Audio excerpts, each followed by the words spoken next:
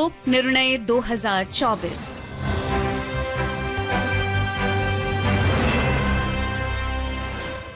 Welcome listeners to our ongoing series on elections, Lok Nirnay 2024. In this program, we bring you election-related developments, various updates and analysis of general and assembly elections 2024. I am Kaushik Rai with my co-anchor Vishal Sharma. नमस्कार, आप सुन रहे हैं कार्यक्रम लोक निर्णय 2024। इस कार्यक्रम में हम चुनाव से जुड़े समाचार तो आप तक लाएंगे ही, साथ में उन समाचारों पर स्टूडियो में आमंत्रित विशेषज्ञ के साथ चर्चा भी करेंगे। इसके अलावा कार्यक्रम के दौरान हम अपने क्षेत्रीय संवाददाताओं के पास भी जाएंगे और जानेंगे राज्यों की चुनाव तैयारियों के बारे में।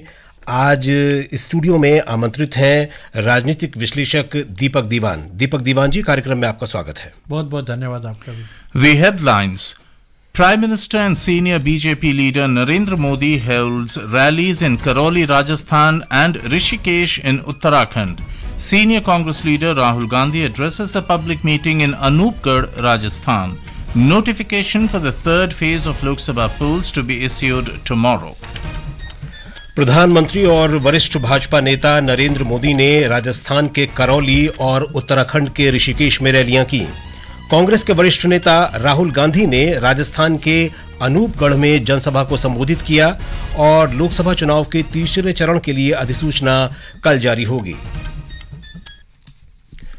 प्रधानमंत्री और भारतीय जनता पार्टी के वरिष्ठ नेता नरेंद्र मोदी ने कहा है कि केंद्र में एनडीए सरकार ने पिछले 10 वर्षों में देश को अधिक मजबूत बनाया है।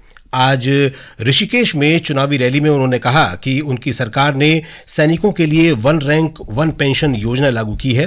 उन्होंने कहा कि सीमावर्ती गांवों का प्राथमिकता के आधार पर विकास किया जा रहा है। प्रधानमंत्री ने आज राजस्थान के करौली में भी एक जनसभा को संबोधित किया। Senior BJP leader and Prime Minister Narendra Modi said the Lok Sabha election of 2024 is an election to provide new energy to the Viksit Bharat campaign. He was speaking at an election rally in Rajasthan's Karoli today. He said in the last 10 years, BJP brought solutions to those problems on which the Congress had given up. केंद्रीय रक्षा मंत्री राजनाथ सिंह ने कहा है कि हम हिंदू, मुसलमान, सिख, ईसाई में भेदभाव नहीं करते हैं। आज मध्य प्रदेश में रीवा के मऊगंज के देवतालाब विधानसभा क्षेत्र में भाजपा की जनसभा को संबोधित करते हुए उन्होंने कहा कि हम सबको साथ लेकर चलते हैं। मध्य प्रदेश में विकास का उल्लेख करते हुए उन्होंने कहा कि मध्य प्रदेश अब बीमारू राज्य नहीं रहा, मध्य प्रदेश विकास का इंजन बन गया है। Senior Congress leader Rahul Gandhi addressed a public meeting in Anoopgarh in Rajasthan today. Mr. Gandhi said there are two major issues in the country, unemployment and inflation, but other issues are being given importance. He said that 30 lakh government posts are vacant in the country. If the Congress government comes to power in the country, 30 lakh people will be given government jobs and the contractual system will be banned in the government and PSUs. Criticizing the Agniveer scheme, Mr. Gandhi said this scheme will be cancelled if the Congress government comes to power. Bharatiya Janata party और कांग्रेस ने लोकसभा चुनाव के लिए आज कुछ और उम्मीदवारों की घोषणा की। भाजपा ने उत्तर प्रदेश में भदोही लोकसभा सीट से डॉक्टर विनोद कुमार बिंद को प्रत्याशी बनाया है। कांग्रेस ने डॉक्टर कल्याण काले को महाराष्ट्र में जालना से और डॉक्टर शोभा दिनेश बच्छाव को धुले से प्रत्याशी बनाया है। Former Congress leader from Gujarat, Rohan Gupta, former Congress youth leader Dr. Jahanzeb Sirwal and former IAS officer Parampal Kaur, along with her husband Gurpreet Singh Maluka, joined BJP in the presence of BJP General Secretary Vinod Taude and other party leaders at the party headquarters in New Delhi today. In Assam, ahead of the Lok Sabha polls, the Tinsukia district administration has achieved a unique feat of taking pledge by large number of voters in 1 hour in a bid to ensure smooth voting.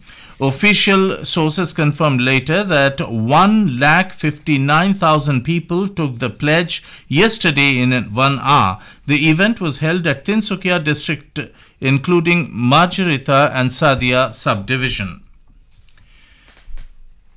And as we go on to the next phase, the third phase notification for the Lok Sabha elections 2024 will be issued tomorrow. Elections will be held in 94 Lok Sabha seats in 10 states and 2 union territories. All 26 seats of Gujarat, 14 seats of Karnataka, 11 seats of Maharashtra, 10 seats of Uttar Pradesh, 8 seats of Madhya Pradesh, 7 of Chhattisgarh, 5 seats of Bihar, 4 each in Assam and West Bengal, 2 seats each in Goa and Dadra and Nagar Haveli and Daman and Diu, and 1 seat in Jammu and Kashmir will go to the polls in this third phase. Notification for the adjourned poll in Baitul constituency of Madhya Pradesh will also be issued tomorrow. Election for Baitul parliamentary constituency, which was to be held in the second phase, was adjourned due to the death of a contesting candidate of the Bahujan Samaj Party. Nominations can be filled till the 19th of this month. Voting for this phase will be held on the 7th of May. And we have with us senior political analyst Deepak Diwan in the studios today. So, sir, the Honorable Prime Minister has addressed 2 rallies in Uttarakhand and Rajasthan today. What is your take on that? Well, I think it is very clear. The government, the BJP government, BJP party, this election, they want to fight with the plank of development, and which goes very well with the people. People are acknowledging it. I remember when the Prime Minister visited Arunachal Pradesh, he gave them an example that he had come to the state in 2019 to lay the foundation of that bridge, and he said which was completed last year. So people are really looking forward to this kind of promise and development which has been delivered to them. So I think the same message goes in Uttarakhand as well as the other states, Rajasthan. Right. And listeners, imagine a country which just got its independence and is still grappling with the aftershocks of imperialism and partition. What would the first elections have looked like in such an environment? Let's reel back to the dawn of democracy. A report by Arpita. Since the inaugural general elections in 1951-52, India has witnessed a transformative journey in its democratic process. Spearheaded by Sukumar Sen, appointed as the first Chief Election Commissioner and backed by the Representation of People Act, the pioneering election laid the groundwork for India's democratic ethos. The election, also known as India's first democratic leap, started on the 25th of October 1951 and concluded on the 21st of February 1952. The elections cost around 10 crore rupees. Despite formidable challenges including logistical hurdles and a vast electorate, the nation navigated through 68 phases of polling across nearly 2 lakh polling stations, with over 27,000 designated for women. A total of 53 parties and 533 independent candidates contested for the 489 seats in the elections. At the time, India's population was pegged at nearly 36 crore, out of which 17.32 crore were eligible to vote. The inaugural vote cast in Chini, Himachal Pradesh, symbolized a historic shift towards inclusive governance. With a voter turnout of 45.7%, the election marked a resounding triumph for democratic ideals. The Indian National Congress emerged as victorious, while the Communist Party and the Socialist Party finished second and third respectively, underscoring the nation's commitment to pluralism. जी दीपक जी, हमने जैसा भी समाचारों में भी देखा कि तीसरे चरण के लिए कल अधिसूचना जारी होगी और 94 लोकसभा सीट हैं 10 राज्यों में और 2 केंद्र शासित प्रदेशों में इस चरण के अंतर्गत। बहुत सबसे ज़्यादा सीटें जो हैं वो गुजरात से हैं, 26 सीटें जो कि तीसरे फेज़ में जहां पर चुनाव होना है। और गुजरात हम सभी जानते हैं कि भाजपा का एक बहुत मजबूत गढ़ माना जाता है। इस बार कांग्रेस और आम आदमी पार्टी वहाँ मिलकर भाजपा को टक्कर दे रही हैं। क्या देखते हैं इस बार? आपको क्या लग रहा है कि गुजरात में चुनावी नतीजे पहले की तरह ही आने की उम्मीद है या कुछ पिक्चर बदलेगी, तस्वीर बदलेगी कुछ? मुझे लगता नहीं कि ये कांग्रेस और आम आदमी पार्टी कुछ कर पाएंगी खास गुजरात में। और दूसरी बात, अगर आप देखें, इनका आपस में कह रहे हैं कि मिल के लड़ रहे हैं, मगर कई जगह और प्रदेशों में, वहाँ आप असम की बात बताऊं, असम में कांग्रेस कैंडिडेट भी लड़ रहा है उसी सीट पे और आम आदमी पार्टी का भी कैंडिडेट है। आम आदमी पार्टी ने चिट्ठी भी लिखी थी कांग्रेस को कि आप हमने गुवाहाटी से अपना कैंडिडेट विड्रॉ कर लिया है, तो अगर आप दूसरी जगह दूसरी कॉन्स्टिट्यूंसी में जहाँ हमारा कैंडिडेट है आप विड्रॉ करिए, मगर उनका कुछ समझौता नहीं हुआ। ऐसे ही आप देखेंगे तो और जगह नॉर्थ ईस्ट में टीएमसी भी लड़ रही है, कांग्रेस भी लड़ रही है, तो वो जो इंडिया गठबंधन ये वो मुझे तो नहीं दिख रहा वहाँ कहीं भी। तो गुजरात की बात करें तो मुझे नहीं लगता कि कोई डेंट ये लोग कोई डेंट बना पाएंगे वहाँ पे। Right.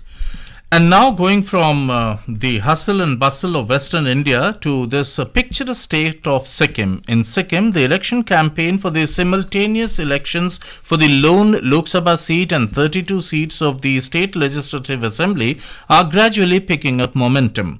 The ruling Sikkim Krantikari Morcha, opposition parties Sikkim Democratic Front, BJP, Congress and the newly floated Citizen Action Party are trying their best to garner the support of the electorate across the state, which will go to the polls on the 19th of this month. Sir, Sikkim is a very beautiful state of the Northeast, and since you have visited the Northeast and worked there also, how different is the entire polling process in the Northeast from the rest of the country? I would particularly like to mention one state, Mizoram. If you see the way elections are conducted there, even the election commission has saluted the local public there for doing that. I will explain you what happens there. See, the church is a very strong part of the society, Mizo society. Church has appointed one committee. Every time elections are being held, they nominate and elect one committee which monitors elections and the electoral process in the state. They lay down the rules, like one candidate cannot use more than 3 or 4 cars, like that, and they do not permit posters to be pasted on the wall. They do not permit banners to be hung in the locality. They do not permit a candidate cannot even offer a cup of tea to the voter. There is no door-to-door campaigning. This committee which organizes a nukkad or the corner debate where at a fixed time, fixed date, from one podium, all the candidates, they speak to the voters about what they're going to do and all that. Right. That's very interesting indeed. और अब हम बात करेंगे उत्तर प्रदेश के bridge क्षेत्र की, बहुत ही चर्चित सीट है लोकसभा निर्वाचन क्षेत्र मथुरा की। क्या है इस मथुरा लोकसभा निर्वाचन क्षेत्र की इस बार की चुनावी तस्वीर, जानते हैं अपने संवाददाता से। मथुरा लोकसभा क्षेत्र में 5 विधानसभा सीट आती हैं। इसमें छाता, मांड, गोवर्धन, मथुरा और बलदेव विधानसभा शामिल हैं। इस लोकसभा क्षेत्र में कुल 19,23,263 मतदाता हैं। इनमें 10,28,840 पुरुष मतदाता और 8,94,362 महिला मतदाता और 61 थर्ड जेंडर मतदाता हैं। 2019 के लोकसभा चुनाव में इस सीट से भाजपा की हेमा मालिनी ने जीत हासिल की थी। उन्हें 6,71,293 वोट मिले थे, जबकि आरएलडी के कुंवर नरेंद्र सिंह 3,77,822 वोटों के साथ दूसरे स्थान पर रहे थे। वहीं कांग्रेस के महेश पाठक 28,084 वोटों के साथ तीसरे स्थान पर थे। इस बार आरएलडी भाजपा के साथ गठबंधन में है और कांग्रेस सपा के साथ मिलकर चुनाव लड़ रही है। इस सीट पर बसपा ने रिटायर्ड आईआरएस अधिकारी सुरेश सिंह को अपना प्रत्याशी बनाया है। सपा कांग्रेस गठबंधन से इस सीट पर कांग्रेस ने मुकेश धनगर को प्रत्याशी बनाया है। इस हाई प्रोफाइल सीट के लिए सभी पार्टियों ने प्रचार तेज कर दिया है। इस सीट पर 26 अप्रैल को मतदान होना है। And from Mathura, we go to the beautiful hills of Nilgiris, known for Uttakamund and Kodaikanal and whatnot. Here is our correspondent Joy from Nilgiris. Nilgiris Lok Sabha constituency is in existence since 1957. The constituency has 6 assembly segments, namely Bhavani Sagar, Udagamandalam, Gudalur, Kunnur, Mettupalayam and Avinashi, out of which 3 are reserved constituencies. ADMK has won 4 and DMK Congress have won each in 2021 elections. 14,18,915 voters will be voting for 16 contestants who are in the fray. It is a 3-cornered contest between DMK's A. Raja, former state BJP president, President and Union Minister of State Dr. L. Murugan and AIADMK's Logesh Tamilselvan. L. Murugan, former state BJP President and Union Minister of State, contested from the Rasipuram constituency in 2011, 2012 by-election and 2021 state assembly elections. This is the first time that he is contesting the Lok Sabha elections from this constituency. Congress has won 7 times. R. Prabhu from the Congress was elected from this constituency 5 times. TMC had won it twice and DMK 3 times. Former Union Minister A. Raja is contesting for the 3rd time from this constituency. BJP has won the constituency in 1998 and 99. The cool destination for summer is still a hot seat for the Lok Sabha. And from Nilgiris, we move on to Shillong, the capital of Meghalaya. Lok Sabha निर्वाचन के लिए मेघालय में first phase में 19 अप्रैल को vote डाले जाएंगे।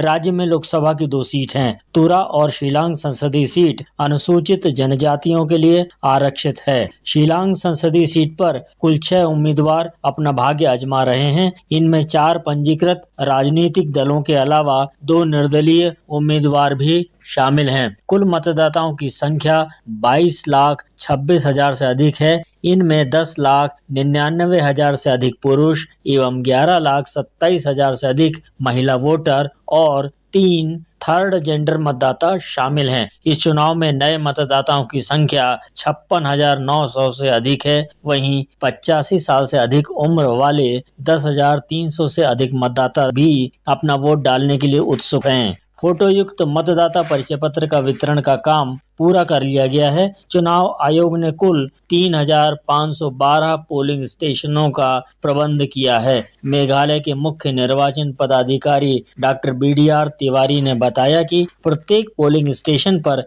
सबसे पहले वोट डालने वाले मतदाता को पौधा देकर सम्मानित किया जाएगा। उन्होंने इसे पर्यावरण संवर्धन की दिशा में एक महत्वपूर्ण कदम बताया। जी दीपक जी, हम बात करें मेघालय की शिलांग सीट की तो 1977 से लेकर अब तक 12 बार यहाँ पर लोकसभा का चुनाव हुआ है और कांग्रेस ने 8 बार वहाँ जीत हासिल की है। और पिछले 3 चुनावों से हम देखें 2009, 2014, 2019 कांग्रेस के विंसेंट एच पाला चुनाव जीतते रहे हैं। कांग्रेस का एक तरीके से कहें मजबूत गढ़ माना जाता है। एनडीए की सहयोगी party National People's Party NPP इस बार उनके मुकाबले में है और NPP ने मेघालय में जो सरकार में मंत्री हैं अम्पारीन लिंगदोह को चुनाव मैदान में उतारा है। क्या किस तरह की टक्कर देख रहे हैं इस बार हम?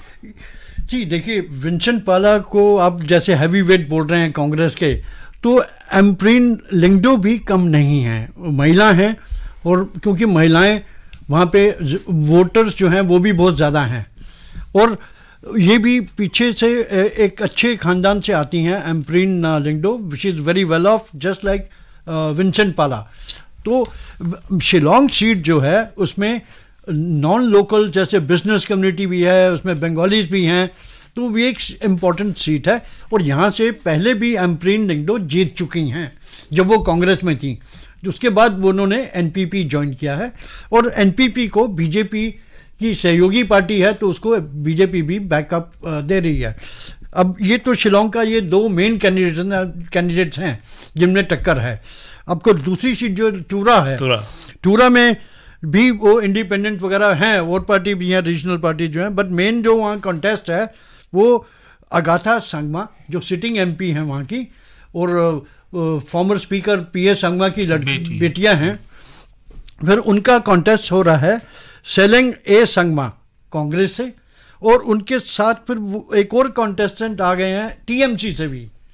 जैसे मैंने आपको पहले बताया कि ये TMC और कांग्रेस भी यहाँ अपना कैंडिडेट फील कर रखा है। Right Deepak ji, here I'd like to know from you for our listeners also, what is the stake of Trinamool Congress in Meghalaya? Because it has earlier also participated in the assembly elections. Well, the thing is, I think that TMC never realized that they would, especially the politicians of Meghalaya, those who switched over to TMC, including the former Chief Minister Dr. Mukul Sangma, and they never realized that people would reject them outrightly. So I don't see any hope or scope for TMC in this Lok Sabha at least. जी, अगर पूरे पूर्वोत्तर की बात करें तो पूर्वोत्तर पे जब से 2014 में नरेंद्र मोदी सरकार केंद्र में आई, तब से पूर्वोत्तर पर उन्होंने खासा फोकस किया है सरकार ने। और अब जो 25 सीटें पूर्वोत्तर से आती हैं, उसमें आपको हमें क्या लगे कि मान के चलें कि भारतीय जनता पार्टी और कांग्रेस किस तरीके का इन 25 सीटों पे आप एक देख रहे हैं मुकाबला? देखिए, पिछली बार अगर आप देखें तो 25 में से 18 सीट पे बीजेपी और इनके सहयोगी दल थे। कांग्रेस की मेरे ख्याल से 3 और 1 4 इतनी सीटें ही थी। मुझे असम का फिगर एकदम से याद है। मैं तो इस बारी 25 में से मुझे लगता है कि जैसे बीजेपी और इनकी सहयोगी पार्टियों ने अपने कैंडिडेट्स फील किए हैं, ये लोग अपना आंकड़ा मेरे ख्याल से 21, 22, 23 तक भी ले जा सकते हैं। और अब हम चलेंगे महाराष्ट्र, नागपुर से हमारे संवाददाता धनंजय वानखेड़े हमारे साथ फोन लाइन पर हैं। धनंजय, महाराष्ट्र में लोकसभा चुनाव की बात करें तो दूसरे चरण में 26 अप्रैल को 5 निर्वाचन क्षेत्रों में मतदान होना है वहाँ पर। अब जब नामांकन प्रक्रिया पूरी हो चुकी है, कौन कौन मुख्य उम्मीदवार अब चुनाव मैदान में आप देख पा रहे हैं वहाँ पर? जी विशाल, पश्चिमी विदर्भ की जो 4 लोकसभा सीट है वहां पर अमरावती, अकोला, यवतमाळ, वाशिम, बुल्डाना और पूर्व विदर्भ की 1 सीट वर्धा, इन 5 सीटों पर आने वाली 26 अप्रैल को मतदान होगा। नागपुर के बाद जो सबसे बड़ा प्रशासकीय खंड है अमरावती, वहां पर जो पिछली बार की निर्दलीय सांसद नवनीत राणा थी, उनको ही इस बार उनके भाजपा प्रवेश के बाद महायुति ने लोकसभा का टिकट दिया है। उन्होंने पिछली बार निर्दलीय सांसद रहते हुए राष्ट्रवादी कांग्रेस पार्टी से समर्थन लिया था और वह संसद चुनी गई थी, लेकिन इस बार उनके खिलाफ कांग्रेस के नेता और दरियापुर में जो विधायक है बलवंत वानखेड़े, उनको उतारा गया है। लेकिन नवनीत राणा की मुश्किलें कम होते हुए दिख नहीं रही है, क्योंकि उनकी महायुति के एक सहायक दल प्रहार पार्टी ने उनके खिलाफ एक उम्मीदवार दिनेश बुक को भी उतारा है। और इसी विधानसभा क्षेत्र में आनंद राज आंबेडकर, इनको वंचित बहुजन आघाड़ी जो प्रकाश आंबेडकर के नेतृत्व वाली है, उन्होंने अपना सपोर्ट अनाउंस कर दिया है। तो अमरावती की यह सीट 4 उम्मीदवारों के बीच की टक्कर है। उसके बाद अकोला में ही जो पिछले 4 टाइम से सांसद रह चुके हैं, अभी उनकी तबीयत खराब है, ऐसे सांसद संजय धोत्रे, उनके पुत्र अनूप धोत्रे को भाजपा ने टिकट दिया है और कांग्रेस ने डॉक्टर अभय पाटिल को उनके खिलाफ मैदान में उतारा है। लेकिन अकोला से ही वंचित बहुजन आघाड़ी के जो अध्यक्ष है एडवोकेट प्रकाश आंबेडकर, इसके बाद दिल्ली है सर, वह भी उस चुनाव में लड़ रहे हैं। तो उन्होंने महाविकास आघाड़ी से कोई समझौता नहीं किया है, इसलिए वो अपने दम पर वहां चुनाव लड़ेंगे। जी धनंजय, इस जानकारी के लिए आपका बहुत बहुत धन्यवाद। और अब दिल्ली की बात करते हैं। दिल्ली में हमारे संवाददाता भूपेंद्र हमारे साथ हैं फोन लाइन पर। भूपेंद्र, दिल्ली में क्या राजनीतिक गतिविधियां अभी आप देख रहे हैं? हालांकि 7वें छठे चरण में यहाँ पर मतदान होना है। Vishal ji, unfortunately the line is not through with Bhupendra yet, and talking about the north east today, we just short while ago spoke about Shillong sir. There are 8 sisters of the Northeast, and you mentioned about Mizoram in particular. Then also we have Arunachal, but you have to be brief in your reply as we have Bhupendra already on the line now. See, Arunachal, we have, along with the Lok Sabha elections, we have the state assembly also. Yes. And as you know, the BJP has already won 10 seats unopposed, uncontested. So the account has already started, opened there. Right. I think we'll be back with you just after this conversation with Bhupendra. जी भूपेंद्र, आपसे बस यही जानना चाह रहे थे कि क्या राजनीतिक सरगर्मियां आप देख रहे हैं दिल्ली में? हालांकि चुनाव तो छठे चरण में होना है, राजनीतिक दलों की तरफ से क्या उम्मीदवारों के नामों की घोषणा हो चुकी है या अभी उम्मीदवारों के नाम सामने आना भी बाकी है अभी? जी विशाल, दिल्ली में लोकसभा चुनाव को लेकर राजनीतिक सरगर्मियां काफी बढ़ी हुई हैं। कथित शराब घोटाले में दिल्ली के मुख्यमंत्री अरविंद केजरीवाल की गिरफ्तारी के बाद से ही भाजपा लगातार आम आदमी पार्टी के ऊपर राजनीतिक प्रहार कर रही है। मुख्यमंत्री के इस्तीफे को लेकर लगातार विरोध प्रदर्शन किए जा रहे हैं और भ्रष्टाचार के मुद्दे को जोर शोर से उठाया जा रहा है। वहीं आम आदमी पार्टी अरविंद केजरीवाल की गिरफ्तारी के मुद्दे को भावनात्मक रूप देकर लोगों को अपनी ओर आकर्षित करने की कोशिश कर रही है और घर घर जाकर अभियान चला रही है। वहीं कांग्रेस की बात करें तो वह लगातार केंद्रीय एजेंसियों के दुरुपयोग को लेकर भाजपा के ऊपर हमलावर है। इस लोकसभा चुनाव की बात करें तो भाजपा और आम आदमी पार्टी कांग्रेस गठबंधन के बीच कड़ा मुकाबला होने के आसार हैं। दिल्ली में 7 लोकसभा सीट है और यहां 25 मई को वोट डाले जाएंगे। जैसा कि आपने कहा कि उम्मीदवारों की घोषणा के बारे में, तो उस बारे में बताना चाहूंगा कि आम आदमी पार्टी और कांग्रेस मिलकर चुनाव लड़ रहे हैं और दोनों पार्टियों ने मिलकर तय किया है कि 4 लोकसभा सीटों पर आप चुनाव लड़ेगी और 3 पर कांग्रेस ने अभी तक अपने प्रत्याशियों की सूची जारी नहीं की है और आम आदमी पार्टी की बात करें और भाजपा ने तो उन्होंने अपने अपने प्रत्याशियों की घोषणा कर दी है। तो ऐसे में कड़ा मुकाबला होने के आसार हैं। धन्यवाद भूपेंद्र इस जानकारी के लिए।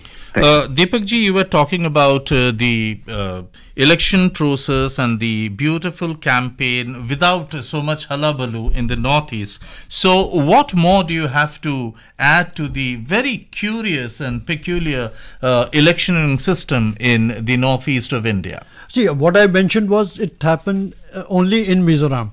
Although the other states have tried to study that, like state leaders from Nagaland visited, observers were sent, but because there was no money involved in the elections in Mizoram, I think they didn't make any effort to adopt that system in their respective states. So Mizoram remains exclusively clean election state in the country. Right. These are the words of the election commission. Now Arunachal, we have 2 seats and assembly, of course, we have the 50 seats are going to the polls because 10 have been already elected unopposed. And the chief minister himself, Pema Khandu, he has won unopposed 4th time. See why? It is because this tribal community, they decide who should be contesting, who should be the right and candidate. On that point also I'd like to ask you about Tripura. Yeah. There is the indigenous Tripura movement there, and the people there have formed a political party. Yes, Tripura Motha. And I must share with your listeners that a month ago BJP and Tripura Motha signed a MOU of understanding, and with the result, now Tripura East is the constituency where we have the most of the voters are tribals, and there Tripura Motha has a strong hold. So there BJP has fielded Miss Kriti Dev Burman, who is from the Tripura royal family. Family, and her opponent is the Congress CPI alliance candidate Rajendra Riyang. Because of the tribal support, I don't think CPI-M has any stand to gain. I think the BJP candidate will win easily there. जी, असम भी पूर्वोत्तर का एक बहुत महत्वपूर्ण राज्य है। 14 सीटें हैं वहाँ। जी, 14 सीटें हैं, लेकिन वहाँ अभी परिसीमन हुआ है और परिसीमन के बाद राजनीतिक समीकरण भी बदले हैं और नए सिरे से रणनीति बनाने पर मजबूर हूँ। बहुत संक्षेप में जानना चाहेंगे कि क्या इस बार कुछ असर डालेंगे ये जो परिसीमन के बाद जो नए समीकरण बने? जी बिल्कुल। सी ऐसा है ना, जो कहा जाता था कि माइनॉरिटी जो हैं वो डिसाइड करती हैं इस कॉन्स्टिट्यूंसी में, वो हेर फेर होने के बाद अब जो है समीकरण बदलेगा। Right. And Deepak Diwanji, you discussed various issues and enlightened our listeners with your valuable inputs. Thank you so much indeed. Thank you very much. श्रोताओं, ये कार्यक्रम आपको कैसा लगा हमें जरूर बताएं। You may email your opinion about this program at airnsttalks@gmail.com. We'll be back tomorrow at the same time. Namaskar.